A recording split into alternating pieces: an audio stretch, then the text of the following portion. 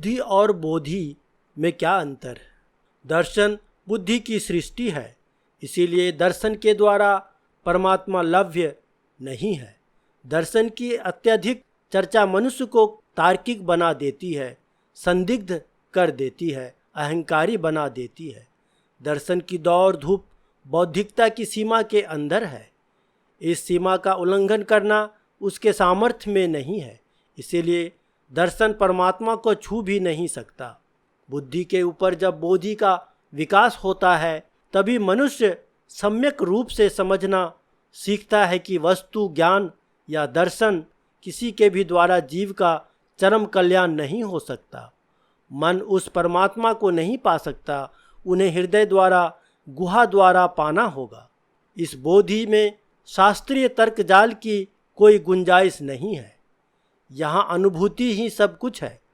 ठाकुर रामकृष्ण संत कबीर शास्त्रज्ञ पंडित नहीं थे, लेकिन उनमें क्या नहीं था, वे बोधि के धनी थे।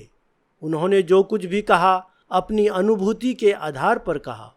महापुरुष दर्शन का चर्वन नहीं करते, वे अनुभूति की बात बोलते हैं। उनकी अनुभूति को पूंजी बनाकर पंडित लोग दर्शन शास्त्र बना लेते हैं और घोल मट्ठा कर मरते हैं, पाते कुछ नहीं है।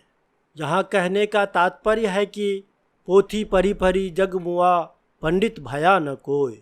इसीलिए दर्शन पढ़ कर बड़ी बड़ी किताबों का अध्ययन कर कोई परम पुरुष को नहीं पा सकता। उन्हें पाने का एकमात्र उपाय है आंतरिक दृष्टि।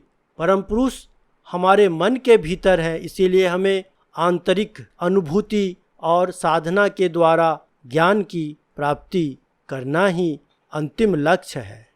रामकृष्ण संत कबीर उन्होंने जो कुछ भी कहा अपनी अनुभूति से कहा, और फिर पंडित लोग उनकी अनुभूतियों को शास्त्र बना लेते हैं और परिणाम ये होता है कि सब कुछ घोल मट्ठा और खिचड़ी बन जाता है।